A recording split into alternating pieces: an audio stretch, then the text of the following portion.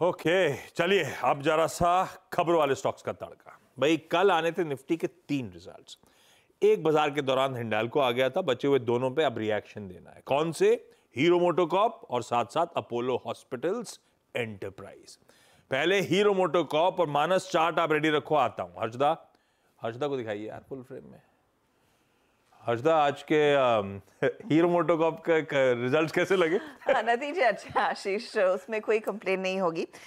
लेकिन अगर जो एक्सपेक्ट कर रहा था मार्केट, उससे थोड़े से शॉर्ट पर आते हुए दिखाई दिए हैं। मुनाफा आया करीब 1123 करोड़, 36% का इजाफा जरूर है, लेकिन 1200 करोड़ का अनुमान था।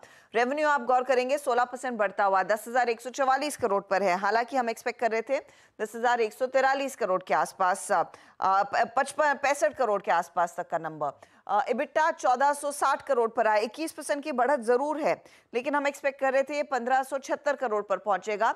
मार्जिन है 14.4%, ये इनफैक्ट इन लाइन आते हुए 14.8% के आसपास का अनुमान था। अब कंपनी ने कहा है कि पॉजिटिव ट्रेंड्स देखने को मिले हैं डोमेस्टिक, ईवी और ग्लोबल कारोबार में।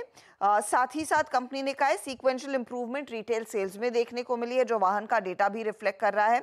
साथ ही साथ मोमेंटम आगे बरकरार रहेगा, क्योंकि अब मॉनसून्स अच्छे हैं, उसका फायदा मिलेगा। दूसरा, फेस्टिव सीजन में अब हम उतर रहे हैं, तो वहां से बिक्री पकड़ती हुई और जोर दिखाई दे सकती है। आइस और ईवी कैटेगरी दोनों में दरअसल कंपनी आगे प्रोडक्ट लॉन्च करने की तैयारी बना चुकी है। ठीक है। हीरो मोटोकॉर्प थोड़े से उम्मीद से ठंडा परफॉर्मेंस आता हुआ, तो नंबर्स को स्लाइटली आप कह लें तो थके से, लेकिन ब्रोकरेज का व्यू है जेफरीज जो प्रोड्यूसर साहब ने रखा है स्क्रीन पे, 5,650 के साथ एक बाय रेको है। 5,250 के आसपास खड़ा हुआ स्टॉक है। ठीक है, जेफरीज का कहना है कि हालांकि वो खुद भी कह रहे हैं बिलो एस्टिमेट नंबर्स हैं, ग्रॉस मार्जिन्स कॉन्ट्रैक्ट कर गए, एबिटा पर व्हीकल गिरा है Q on Q. Press release mention करती है, लेकिन ईवी और आइस जो हर्षदा मेंशन कर रही थी, कई सारे लॉन्च पाइपलाइन स्ट्रांग है, वो बाय के साथ जा रहे हैं। बहुत मीनिंगफुल अपसाइड तो नहीं है, लेकिन चार्ट्स पे मानस, हीरो मोटोकॉर्प कैसा प्लेस्ड है? आप क्या करोगे? नंबर्स थोड़े से फीके से। देखिए, फिलहाल के लिए कोई एक्शन नहीं लेना है। 4-5 दिनों के कंसोलिडेशन के बाद कल कोशिश की 20 डे मूविंग एवरेज के ऊपर सस्टेन करने के लिए हीरो मोटोकॉर्प ने, बट वहां पर सेलिंग प्रेशर देखने को मिला है। अब देखिए, पॉइंट ये है कि 100 डे मूविंग एवरेज आता है 5100 रुपए, और वहीं पर 20 वीक मूविंग एवरेज भी आता है। तो अगर आपके पास लॉन्ग पोजीशन है तो 5100 रुपए के नीचे स्टॉप लॉस लगाइए। फ्रेश खरीदारी केवल 5400, 5400 रुपए के ऊपर ही करेंगे। ये हो गया हीरो मोटोकॉर्प पहला निफ्टी का नंबर। सतपुते साहब, अपोलो हॉस्पिटल्स एंटरप्राइजेस रेडी रखिए, आ रहा हूं। हर्षदा, नंबर्स कैसे? नतीजे अच्छे हैं आशीष, हर पैरामीटर पर कंपनी ने अच्छा परफॉर्मेंस दिखाया है। 83% का इजाफा मुनाफे में कंपनी ने डिलीवर किया है। 305 करोड़ का ये फिगर आया है। रेवेन्यू 15% बढ़कर 5,086 करोड़ पर आता हुआ।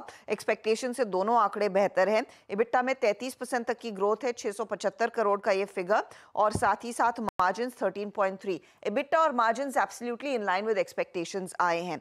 अब इंटरनल्स आपके लिए पेश करते हैं, तो एवरेज रेवेन्यू पर ऑक्यूपाइड बेड जो है वो 2% बढ़कर आया versus last year this quarter. Occupancy 68% पर है, पिछले साल Q1 में 62% के आसपास थी। एवरेज रेवेन्यू इन पेशेंट 3% बढ़ता हुआ दिखाई दे रहा है। और कंपनी ने अपने बिजनेस को अलग अलग चीजों में ब्रेकअप किया है, तो हेल्थ केयर सर्विसेज रेवेन्यू में करीब 15% का इजाफा है, वहां पर इन पेशेंट वॉल्यूम 11% बढ़ता हुआ दिखाई दिया है। AHLL, जिसमें primary care, diagnostic care, secondary care आता है, बिजनेस करीब 15% ग्रो होता हुआ दिखाई दिया है। और हेल्थ को का रेवेन्यू जो है, जिसमें वो फार्मेसी बिजनेस आता है, कंपनी ने वहां पर करीब 15% तक का इजाफा दिखा। ये इबिटा पॉजिटिव भी हो चुकी है बिजनेस कंपनी के लिए। तो हर पैरामीटर पर कंपनी ने दरअसल उम्दा प्रदर्शन दिखाया है। हर पैरामीटर पे एक्सपेक्टेशन से बेहतर, लेकिन मैक्वेरी कह रहा है अंडर परफॉर्म। 6,500 प्लस वाला ये स्टॉक, मैक्वेरी ले जा रहा है इसको 5,040 पे। कह रहा है रेवेन्यू और पैट लार्जली इन लाइन था, एबिटा हमारे हिसाब से थोड़ा सा मिस है, और ओवरऑल एबिटा मार्जिन्स भी जो कंसेंसस था उससे बिलो एस्टिमेट ही दिख रहे हैं। खैर ठीक है, चला हुआ है, तो वैल्यूएशन का पार्ट इसमें मेंशन नहीं है, लेकिन वो शायद उस लिहाज से भी कह रहे होंगे इवेंचुअल टारगेट्स इसके शायद नीचे के हैं। पर सत्य साहब, ये तो खैर वो 12 महीने की अवधि वाला मामला। अपन की चार्ट कैसी प्लेस्ड है? आशीष जी, देखिए मुझे लगता है कि चार्ट तो पॉजिटिव है, इनफैक्ट एक पॉजिटिव रिएक्शन दिखेगा। मेरे हिसाब से इसका आज का टारगेट होगा 6,800 इनिशियली। अगर वो सरपास होता है तो 6,850, तो आशीष जी 6,850 ये इसका रिसेंट हाई है और मुझे लगता है ऑल टाइम हाई भी है। तो यहाँ पे कहीं ना कहीं लगता है कि अगर इस लेवल को सरपास नहीं करेगा तो ये एक प्रॉफिट बुकिंग जोन में खुलेगा। तो अगर इस जोन अगर खुलता है तो सबड्यूड हो जाता है, then I think that is a profit booking area. Fresh long ना करें। अगर आपकी एग्जिस्टिंग पोजीशन है तो डेफिनेटली आपको आज प्रॉफिट दिखेगा। स्टॉप लॉस होगा 6,500 का। ठीक बात। ये है अपोलो हॉस्पिटल, दोनों हो गए। वायदा के कई सारे नंबर्स पर रिएक्शन देना है। कल लास्ट इंपॉर्टेंट दिन था इस रिजल्ट सीजन का। एक काम करते उसको तोड़ते हैं। पहले वो गोल्ड लोन देने वाली कंपनीज मणप्पुरम और मुथूट दोनों के नंबर्स कल बाजार बंद होने के बाद आए। हजदा नंबर्स कैसे हैं? मणप्पुरम का परफॉर्मेंस मुथूट से बेहतर है। इनफैक्ट प्रॉफिटेबिलिटी 12% बढ़कर आई है, 556 करोड़ के आसपास ये फिगर आया है। ब्याज से आय में 19% तक का इजाफा देखने को मिला है।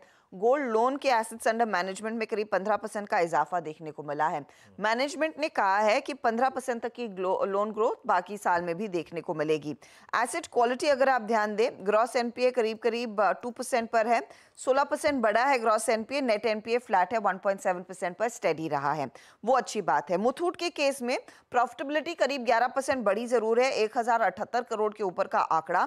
ब्याज से आय में भी 21% का इजाफा देखने को मिला है। यहाँ पर टोटल एसेट्स अंडर मैनेजमेंट में 11% का इजाफा है। गोल्ड लोन इनके करीब करीब 11% क्वार्टर ऑन क्वार्टर बढ़ते हुए दिखाई दिए। ईयर ऑन ईयर कंपेयर करेंगे तो 23% तक की वृद्धि देखने को मिल रही है। लेकिन नेट इंटरेस्ट मार्जिन्स पर थोड़ा सा दबाव आया है, 11.51% के आसपास आते हुए एनआईएम्स और रिपोर्ट्स ये भी मेंशन कर रही हैं, इसी को लेकर दरअसल चिंता उभर कर आ रही है।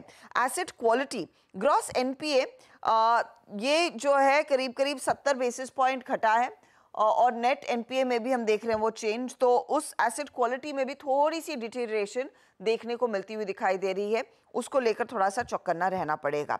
तो ये दोनों ही स्टॉक्स जहां पर मुथूट के केस में मार्जिन में प्रेशर और एसेट क्वालिटी में भी थोड़ा सा डिटेरिएशन देखने को मिला है।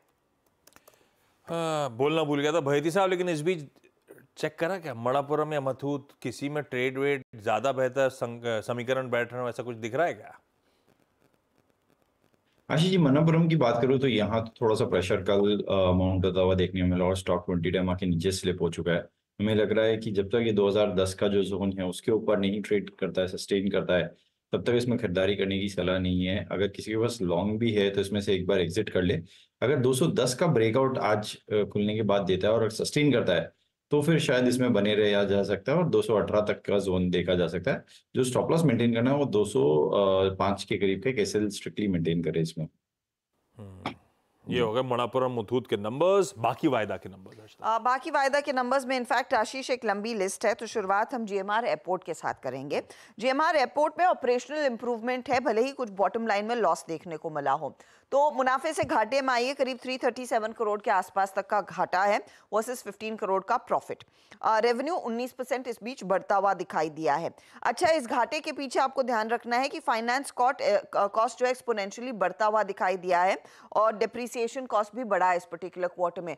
बाकी पैरामीटर्स जो आप स्क्रीन पर देख रहे थे, चाहे वो एबिटा हो या मार्जिन हो, वो फिगर्स आपकी स्क्रीन पर एक बार फिर आएंगी, वहां पर ग्रोथ ही देखने को मिल रही है। एबिटा करीब 13% बढ़ा है, मार्जिन 32% के 37% प्लस आए हैं, ये एक पॉजिटिव है। साथ ही साथ कंपनी ने ये भी कहा है कि 5,000 करोड़ का रेजोल्यूशन इन्होंने प्रोविजन तैयार कर ली है, वो क्यूआईपी या फिर एफसीसीबी से फंड रेज के लिए। अब इंटरनल्स देखिए, जो दिल्ली एयरपोर्ट है वहां पर इस क्वार्टर में पैसेंजर ट्रैफिक जो है 7% बढ़ता हुआ दिखाई दिया है, 1.93 करोड़ पैसेंजर्स यहां पर देखे। हैदराबाद एयरपोर्ट का पैसेंजर ट्रैफिक नियरली 9.5% बढ़ता हुआ दिखाई दिया है। मोपा यानी कि गोवा एयरपोर्ट का जो ट्रैफिक है उसमें भी करीब 17% तक का इजाफा देखने को मिला है। ये इंटरनल्स हैं, इंटरनल्स देखेंगे तो परफॉर्मेंस में कोई प्रॉब्लम नहीं देखने को मिल रही है। मैक्स फाइनेंशियल पर नजरें रहेंगी। न्यू बिजनेस प्रीमियम बड़ा है, करीब 2075 करोड़ के आसपास आता हुआ ये मुनाफे और साथ ही ब्याज का आय का आंकड़ा है, लेकिन इंश्योरेंस कंपनी है, ये ध्यान रखिएगा। एनुअल प्रीमियम अर्न करीब 31% बढ़ता हुआ दिखाई दिया है, लेकिन अगर आप वैल्यू ऑफ न्यू बिजनेस देखेंगे वो 3% बढ़ा है, हाउएवर वीएनबी मार्जिन्स में कुछ गिरावट देखने को मिली है। यह है मैक्स फाइनेंशियल की तरफ से परफॉर्मेंस। जीएनएफसी भी रेडार पर रहेगा आज। जीएनएफसी के केस में 34% का इजाफा कंपनी के मुनाफे में देखने को मिला है।